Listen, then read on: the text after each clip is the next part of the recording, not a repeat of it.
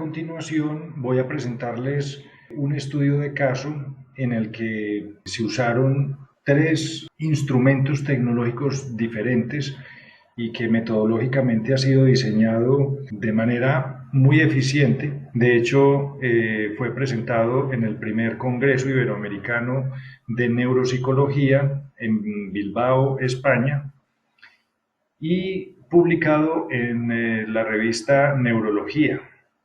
Este es un estudio de caso sobre entrenamiento de la eficiencia cognitiva en ambiente laboral de oficina, una perspectiva neuropsicofisiológica.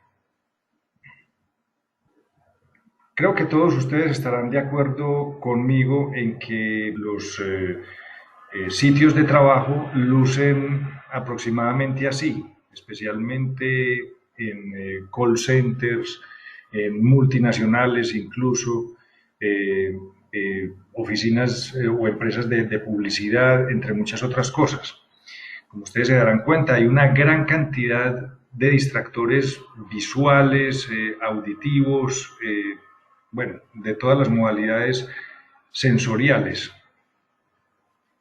Lo que nos motivó a llevar a cabo este estudio fue un artículo que nos llegó del Wall Street Journal titulado Las distracciones del lugar de trabajo. He aquí por qué no terminará este artículo. Es que resulta que estudios científicos han hallado que los empleados de oficina son interrumpidos o se autointerrumpen más o menos cada 3 minutos con numerosas distracciones que vienen en formas digitales y humanas. Una vez lanzado fuera del curso de su labor, el empleado puede tomar hasta unos 23 minutos para regresar a la tarea original. Y esto lo dice la doctora Gloria Mark, profesora de informática de la Universidad de California en Irvine, quien estudia la distracción digital. Esto toma mayor relevancia con lo evidente que es la problemática de la distracción a todo nivel en las sociedades actuales. Ustedes se habrán dado cuenta, por ejemplo, todo el tiempo que perdemos a causa de funcionarios públicos, empleados de bancos y de cualquier otro tipo de oficina donde realizamos diligencias y tenemos que repetir la diligencia simplemente por problemas de atención o problemas de lectura, entre muchas otras cosas. De manera que nos preguntamos, ¿puede la tecnología actualmente ayudarnos, uno, a medir la eficiencia cognitiva de empleados administrativos y dos, a entrenarlos para mejorarla? El objetivo del estudio fue cuantificar el progreso de la eficiencia cognitiva de un directivo bajo un protocolo mixto de entrenamiento cognitivo más biorretroalimentación auditiva de electroencefalograma en su entorno laboral. Los objetivos específicos eran cuantificar el progreso de rendimiento cognitivo, cuantificar el progreso de rendimiento fisiológico e identificar patrones fisiológicos. Teniendo en cuenta lo corto del entrenamiento, del proceso de entrenamiento que realizamos, preguntamos a neuropsicólogos con experiencia en este tipo de entrenamiento y concordaban todos el porcentaje de evolución o de progreso de rendimiento cognitivo en una persona normal después de aproximadamente unas 9 sesiones podría ser aproximadamente de un 15%. Nosotros asumimos que podíamos reducir el esfuerzo fisiológico aproximadamente en un 5%. También pensamos, de acuerdo a la literatura existente, sobre todo en otros idiomas, con respecto a los parámetros fisiológicos, que podía haber un aumento progresivo a lo largo de las diferentes sesiones de la temperatura periférica y una moderada disminución de la actividad electrodérmica, que es más evidente como respuesta al estrés. En cuanto al electroencefalograma, pensamos que podría haber un predominio de ondas teta, leve disminución de la relación beta-teta, correspondiente al incremento del nivel de atención. Eso es lo que dice la literatura con respecto a estados de alerta en estudios de electroencefalograma. Y probablemente encontraríamos un aumento de la relación entre los rangos de beta y teta durante las distracciones y las pausas. Bueno, primero que todo nos encontramos con un problema y es que definitivamente hay muy poca o casi prácticamente nula literatura con respecto a la eficiencia cognitiva. Sin embargo, por efectos prácticos del estudio, la hemos definido desde una perspectiva neurofisiológica como el mayor rendimiento cognitivo con el menor esfuerzo fisiológico posible. Para el desarrollo de este estudio usamos tres instrumentos tecnológicos. Uno, software de procesos cognitivos básicos, específicamente de memoria para direcciones escritas. Ya sabemos que en un ambiente laboral pues, es bastante útil la comprensión de lectura y la memoria de trabajo. También usamos un equipo multimodal de registro fisiológico, biofeedback y neurofeedback. Y usamos también un software de sistematización de observaciones y análisis de datos que lo que hacen es sincronizar en cuestión de milisegundos los datos fisiológicos con las variables de la observación, de la investigación y el video de los eventos, específicamente lo que ocurre en la pantalla y también sobre el rostro del sujeto. Bien, para que comprendan entonces un poco la dinámica de la actividad, les voy a mostrar específicamente qué es lo que tenía que hacer el sujeto durante 15 minutos. Voy a seleccionar aquí el nombre de un usuario. Este es un software de entrenamiento cognitivo, específicamente de memoria para direcciones. Voy a personalizar las instrucciones. Tenemos la posibilidad de que las instrucciones sean verbales o escritas. Vamos a hacerlo primero verbal y luego vamos a hacerlo escrito para que observen las modalidades del desafío cognitivo. Y podemos seleccionar el número de instrucciones, que en este caso lo vamos a dejar en 3. Guardamos, nos vamos a inicio, ampliamos y escuchen atentamente. Coloque, mariposa, arriba de, corazón, coloque, bombillo, a la izquierda de, teléfono, coloque, buzón, a la izquierda de, surtidor de gasolina. Entonces, mariposa, arriba de corazón, sí. Bombillo a la izquierda, sí, de teléfono y buzón a la izquierda de surtidor, sí, de gasolina. Bien.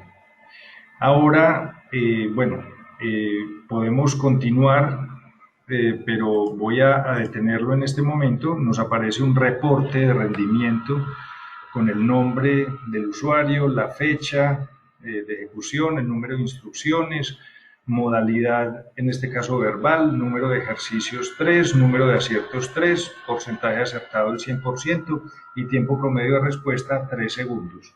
Le damos clic en continuar y vamos a seleccionar la opción de instrucciones escritas porque fueron específicamente las que seleccionamos para el estudio. Guardamos, nos vamos a inicio y observen lo que sucede. Me aparecen las instrucciones de manera escrita. Yo me puedo tomar todo el tiempo requerido para aprenderme las instrucciones, pero tan pronto haga clic en el botón aceptar, estas van a desaparecer y yo tengo que memorizarlas y ejecutarlas en el mismo orden en el que se presentaron. De manera que voy a tomarme un tiempo para leer las instrucciones y ejecutar la acción.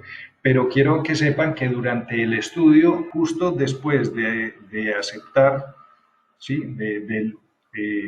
Digamos, eliminar las instrucciones, debo contar 3 segundos, no hacer nada durante esos 3 segundos, porque queríamos medir a nivel fisiológico lo que sucedía durante el efecto expectativa y ahí sí proceder con la ejecución de las acciones. Entonces lo voy a hacer exactamente como lo hacíamos durante el estudio.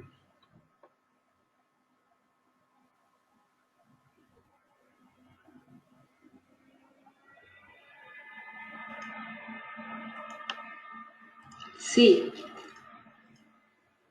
Sí. Sí. Ahí, por ejemplo, se me olvidó esperar los 3 segundos antes de la acción. Voy a tratar de hacerlo en la próxima.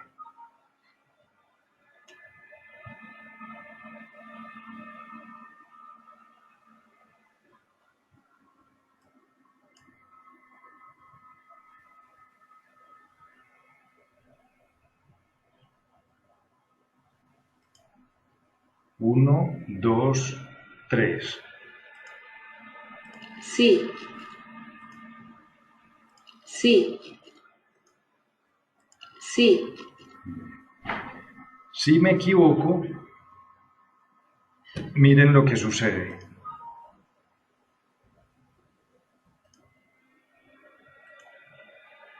Sí. Me aparece, me hace una corrección, no coloque llave a la izquierda de corazón, inténtelo una vez más.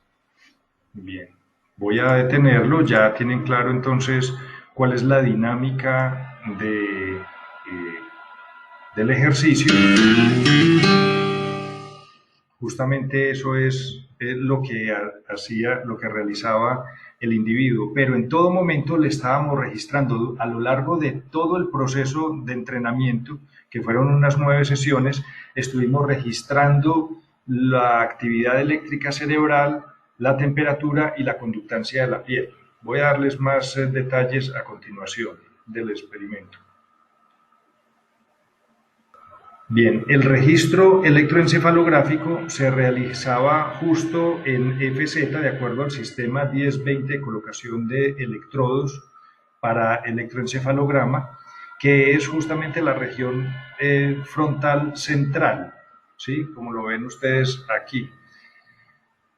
Ahí colocamos el sensor activo de donde íbamos a registrar la actividad eléctrica cerebral con referencia a oreja.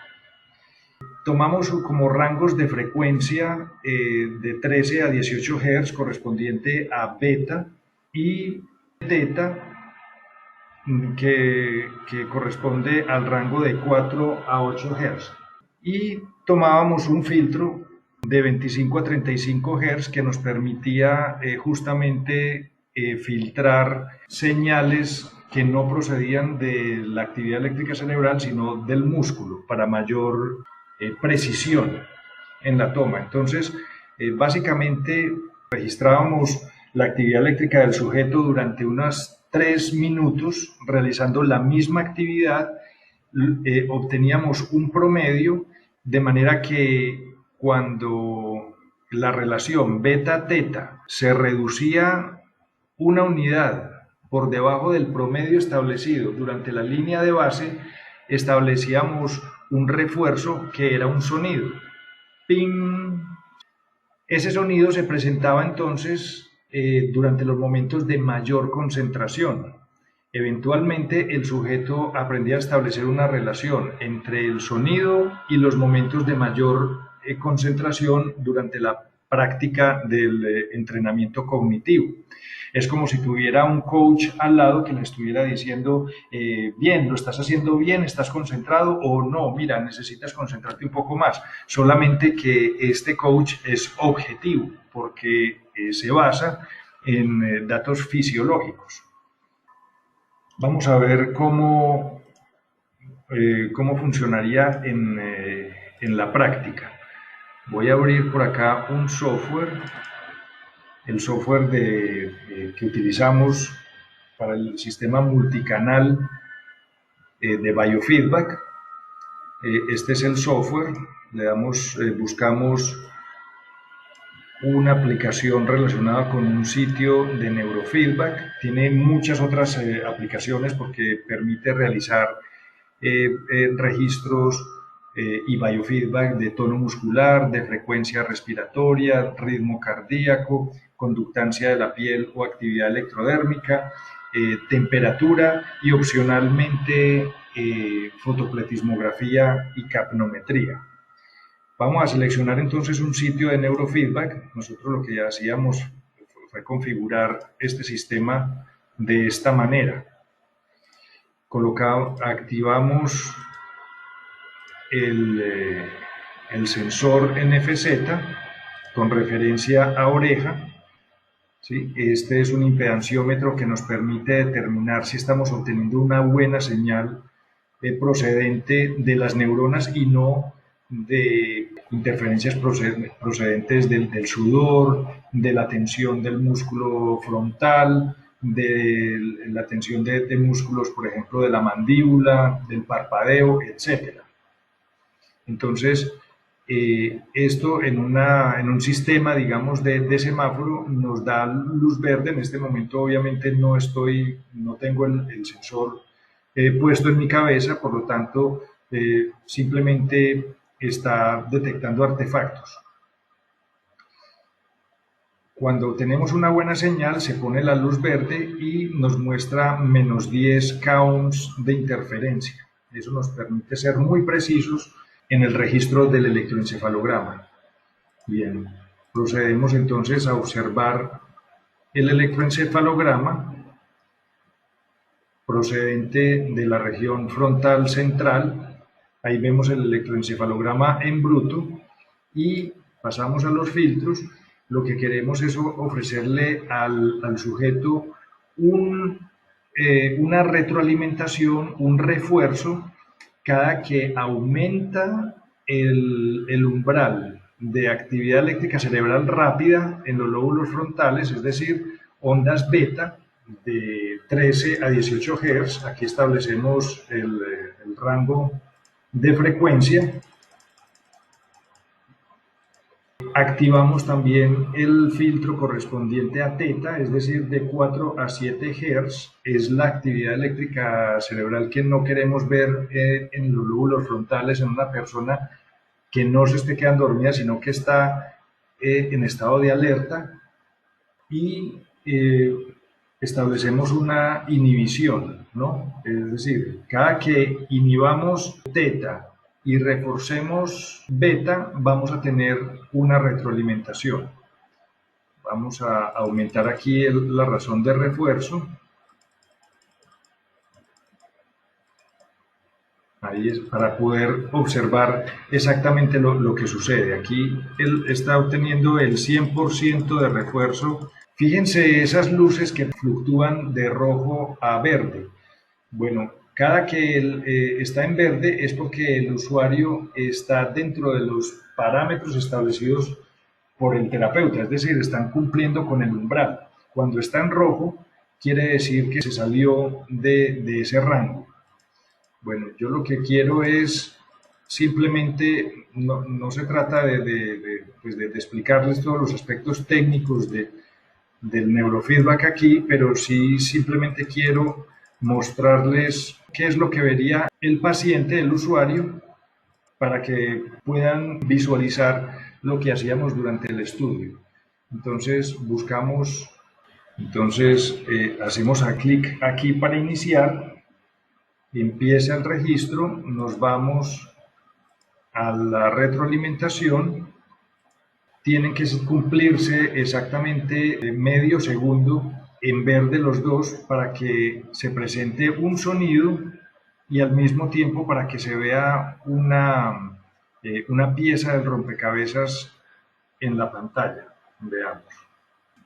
Voy a tratar de aumentar la razón de refuerzo para que se puedan ustedes apreciar la retroalimentación.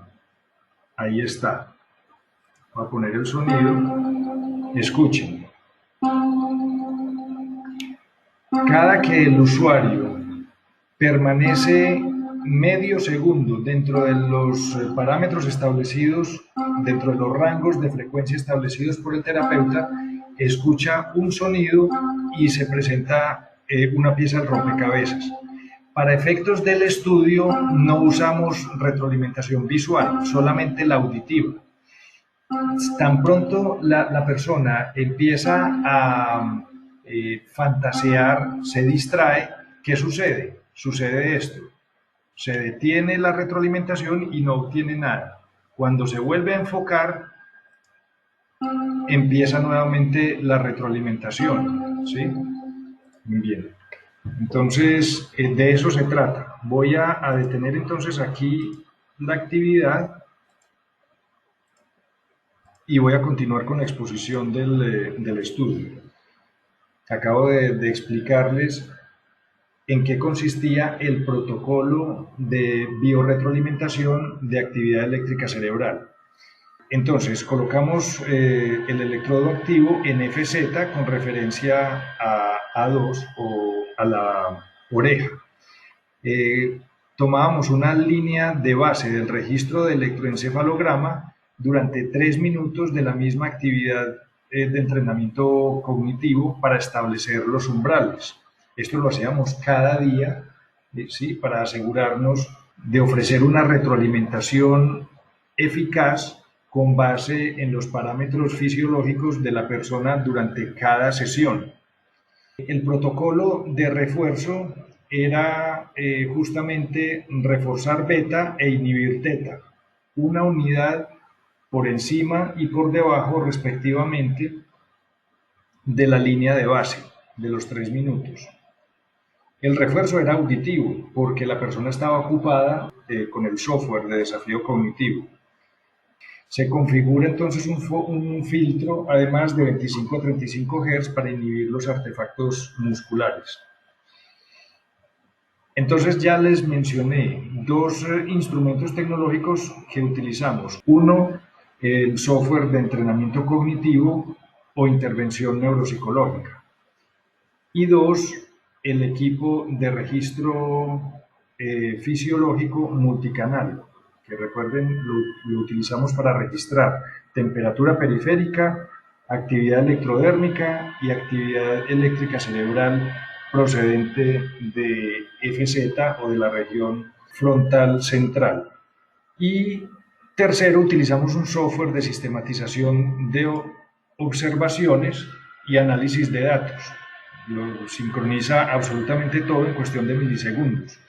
El video de la pantalla, de lo que está haciendo el usuario, o sea, los eventos que se presentan en la pantalla, del rostro del sujeto, las variables observables y los datos fisiológicos, todo en cuestión de milisegundos. De ahí que lo llamemos a este recurso tecnológico un temposcopio, además de que ofrece múltiples posibilidades de análisis de datos. Bien.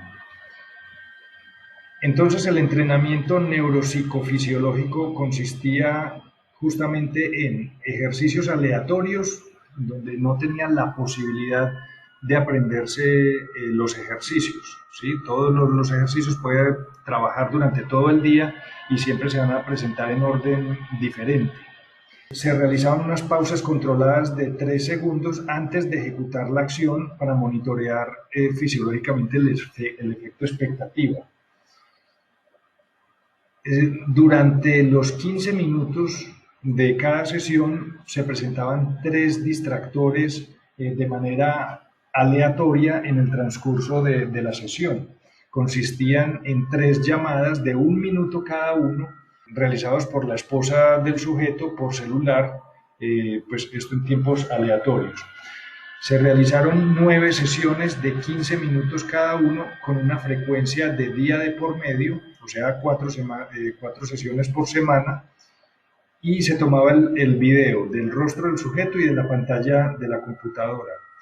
Tratamos de controlar la mayor cantidad posible de variables. De hecho, las sesiones siempre se realizaron en el mismo lugar, en la misma computadora, con los mismos estímulos procedentes del software que les mostré anteriormente, el aire acondicionado estaba siempre a la misma temperatura, las actividades se realizaban a la misma hora para evitar cambios en los ciclos circadianos.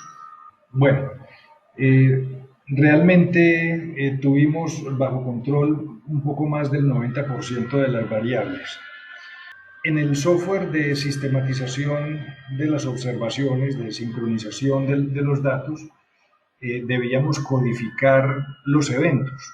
Entonces, esta es, digamos, el modelo de codificación o las variables observables.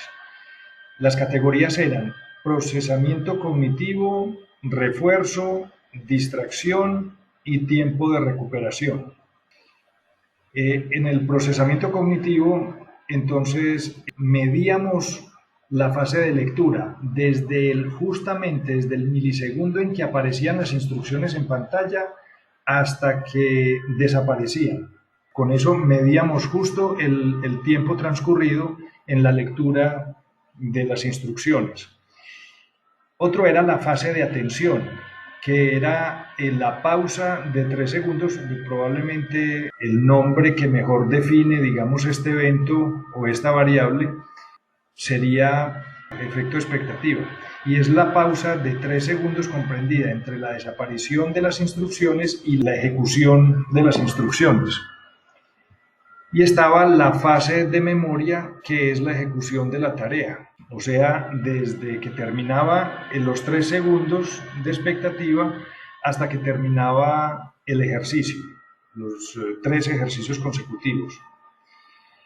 El esfuerzo, nosotros medíamos justamente y le prestábamos mucha atención a los picos fisiológicos cuando sonaba el tono audible de refuerzo del electroencefalograma, el sonido particular que hacían las respuestas correctas individuales del software, el refuerzo negativo, que es el tono particular por la corrección del software a un error en la ejecución del ejercicio, y también el ejercicio completo correcto, o sea, cada ejercicio consta de 3 respuestas correctas. Esto marca la diferencia entre estar atento a una instrucción y recordar las instrucciones. Y por supuesto, las distracciones, que eran las llamadas al celular. Uno de los aspectos que más nos interesaba es el tiempo de recuperación, tanto fisiológica como cognitiva. Entonces, dentro del tiempo de recuperación tenemos el feedback de EEG, o sea, el neurofeedback, que es el tiempo transcurrido entre el fin de cada llamada y la primera aparición del tono por retroalimentación de EEG, que nos daba cuenta de la recuperación total del nivel de concentración del sujeto. En la atención es el tiempo transcurrido entre el fin de cada llamada y la primera respuesta correcta después de dicho distractor, sin importar que después tuviera algún error. Lo que nos importaba era contabilizar el tiempo comprendido entre el fin del distractor, que era la llamada, y el primer ejercicio correcto. Eso es a lo que nosotros categorizamos como atención. Ahora, la lectura es el tiempo justamente de la lectura de las instrucciones después de cada llamada. Y la memoria, el tiempo transcurrido entre el fin de cada llamada y el primer ejercicio completo correcto. Es decir, 3 ejercicios realizados correctamente de manera consecutiva. Si dentro de los 3 ejercicios había un error, seguíamos contabilizando el tiempo hasta el ejercicio que se llevara a cabo de manera correcta. Los resultados, entonces, los resultados fueron realmente sorprendentes. Veamos la sesión número 1. Es el reporte de rendimiento solamente de la eficiencia cognitiva, es decir, el resultado dado por el software de entrenamiento cognitivo. La primera línea corresponde a los resultados de la línea de base de 3 minutos. Lo que me interesa es comparar la sesión número 1 con la 9 durante la sesión de los 15 minutos. En la primera sesión, este sujeto obtuvo 45 ejercicios 35 aciertos, un 77% acertado y un tiempo promedio de 2 segundos 07. Estoy diciendo, ustedes ven en la imagen 5, pero recuerden que habían 3 segundos de expectativa. Recuerden que les dije que según un sondeo que hicimos entre neuropsicólogos, en un proceso de 9 sesiones de 15 minutos cada uno, que es sesiones muy cortas, nos mencionaban que podía aumentar el progreso o el rendimiento de la eficacia cognitiva en aproximadamente un 15-20%. Probablemente ustedes estén de acuerdo con ellos. Observemos en la sesión número 9. El mismo sujeto durante los mismos 15 minutos realizó 90 ejercicios, solamente 4 errores, para un porcentaje del 95% de eficacia cognitiva con una fracción de segundo de tiempo promedio de respuesta. Estamos hablando de un aumento de la eficacia cognitiva de un 100%, solamente en 9 sesiones de 15 minutos cada uno. Aquí estamos viendo los resultados, vamos a comparar la sesión número 4 con la sesión número 9. No comparamos ya teniendo en cuenta registros fisiológicos y todo esto, sesiones anteriores, porque se presentaron algunos errores como por ejemplo establecer un rango diferente de los umbrales de electroencefalograma. En otra sesión nos falló la grabación del rostro y de la pantalla. Entonces solamente pudimos establecer una correspondencia de más del 90% de todas las variables entre la sesión número 4 y la 9. Lo que ustedes están viendo en pantalla son los marcadores de los eventos.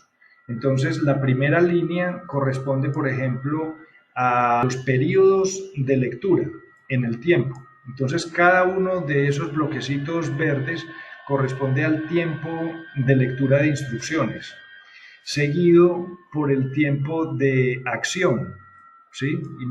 Fíjense ustedes que después de cada bloque verde hay uno azul, corresponde a la acción, pero en la tercera línea están los 3 segundos de expectativa.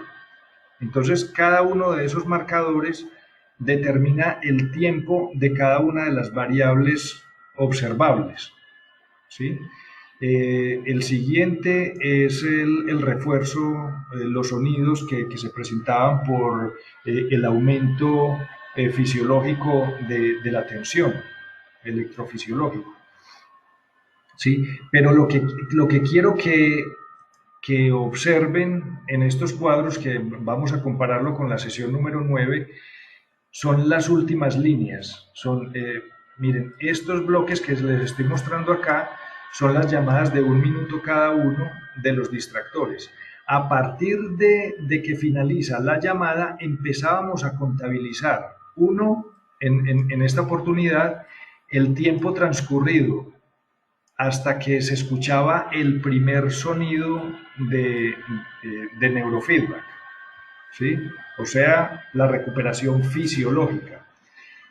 En esta otra línea contabilizamos el tiempo de recuperación de la atención, es decir, el tiempo transcurrido entre la colgada del teléfono y el primer ejercicio realizado correctamente. El azul oscuro corresponde al tiempo de lectura de las instrucciones y el último, el tiempo de recuperación de la memoria, o sea, los 3 ejercicios consecutivos realizados correctamente. Bien.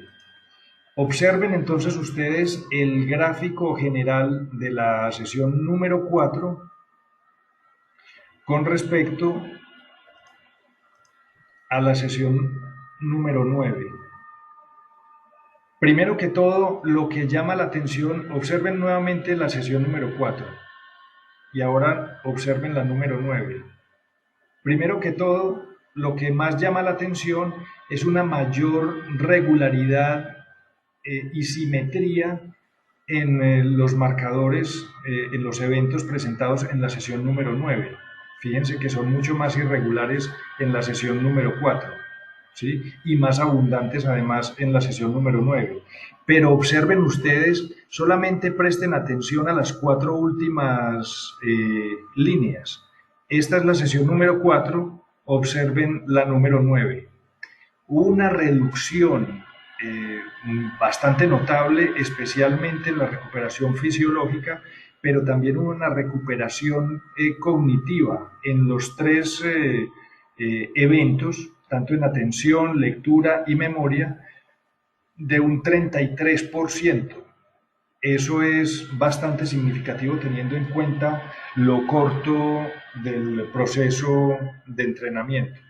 El software de sistematización de observaciones nos permite totalizar el tiempo de cada uno de los eventos. Por ejemplo, en lectura se tomó un total de 445.4 segundos. Esto en la sesión número 4. Durante la acción se tomó un total de 308.4 segundos y aquí observamos, digamos, las proporciones el mayor tiempo invertido, digamos, durante la actividad fue durante la lectura de las instrucciones. En fin, hay una cantidad de valores que podemos observar aquí, pero quiero que observen ustedes las proporciones entre los rangos de frecuencia del electroencefalograma. Se conservaron las proporciones de los rangos de frecuencia en el electroencefalograma. Aquí vemos cuatro rangos de frecuencia, el beta, alfa y teta. Tanto en la sesión número 4 como en la sesión número 9 conservan las mismas proporciones, donde es más notable teta, ¿sí? Y más débil beta. Pero lo que me interesa, esto es, digamos, la proporción normal en un electroencefalograma pues de una persona normal. Pero lo que, de acuerdo a la literatura, lo que me permite distinguir entre digamos, un mayor nivel de concentración es la reducción en la proporción beta-teta. Observen, aquí se ve mucho más claro de acuerdo a las conductas. Es bastante similar, bastante constante, digamos, los patrones de acuerdo a las diferentes conductas, lectura, pausa, acción, pero al teléfono observen cómo aumenta teta, ¿sí? La relación entre beta y teta es, digamos, lo más notable en los rangos de frecuencia de actividad eléctrica cerebral. O sea, es mucho más notable el aumento de teta durante la distracción. Muy bien. Aquí podemos ver las estadísticas de acuerdo a las diferentes actividades, pero lo que quiero es algo bastante bonito. El equipo de multicanal de registro fisiológico me permite exportar los datos a Excel. Ahí sí que vamos a ver exactamente qué sucedió a nivel fisiológico cada segundo o incluso cada fracción de segundo, pero yo quería establecer una comparación entre la sesión número 4 y la sesión número 9 a nivel fisiológico. Entonces, fíjense ustedes, en la primera columna está el tiempo, cada segundo, ¿sí? En los qué sucedía cada segundo en los diferentes rangos de frecuencia durante los diferentes eventos. Fíjense que conservamos los mismos colores de los marcadores o de los eventos observados. Todo lo que ustedes ven de color verde, pues primero que todo las columnas de la izquierda corresponden a la sesión número 4, las de la derecha corresponden a la sesión número 9. Todo lo verde claro corresponde a los periodos de lectura, el verde oscuro a los 3 segundos de expectativa, lo azul a la acción, el morado a los errores, rosado a al refuerzo audible del electroencefalograma, etcétera. Pero entonces, totalizando cada 5 minutos, es decir, promediamos todos los datos fisiológicos en 5 minutos y lo que podemos observar es algo bastante bonito. Primero que todo, en la sesión número 4, observen ustedes que la temperatura está ligeramente más baja que en la sesión número 9, ¿sí? La temperatura fluctúa muy poco, pero esa fluctuación es determinante para los propósitos del estudio. Primero que todo, fíjense, este es el primer indicador de aumento de la relajación o de reducción del estrés a lo largo del entrenamiento. A mayor temperatura, mayor relajación. ¿Por qué? Porque el flujo sanguíneo no está tan concentrado en la corteza cerebral, sino que está más disperso a lo largo de todo el cuerpo, aumenta en las extremidades y ese es un indicador importante de relajación. Es más evidente la conductancia de la piel o actividad electrodérmica. Obsérvenlo ustedes en amarillo, lo pueden contrastar y se van a dar cuenta de que aproximadamente más de un 30% está más reducido en la sesión número 9. Quiere decir que la piel estaba más seca. Eso es indicador de una menor activación del sistema autónomo en respuesta al estrés. Aquí en la sesión número 4, la piel estaba más húmeda, por lo tanto había mayor conductividad de la electricidad, mayor conductividad de la piel, menos resistencia y por lo tanto mayor estrés. En la actividad eléctrica cerebral podemos, si comparamos los diferentes rangos de frecuencia, primero que todo, observe, esto está dado en microvoltios. La temperatura está en grados Fahrenheit, la conductancia de la piel está en kilo ohms, ¿sí? Pero fíjense que el voltaje general de todos los rangos de frecuencia son menores en la sesión número 9. Y la diferencia en la relación beta-teta, observen, compárenlo ustedes aquí, se van a dar cuenta de que casi el 50% está más reducido en la sesión número 9. Ese es un indicador de mayor concentración con menor esfuerzo, con menor voltaje. Entonces, lo que obtenemos, podemos deducir que durante este estudio el sujeto aumentó su eficacia en un 100% con la mitad de sus recursos fisiológicos. Y eso es a lo que nosotros le llamamos eficiencia cognitiva.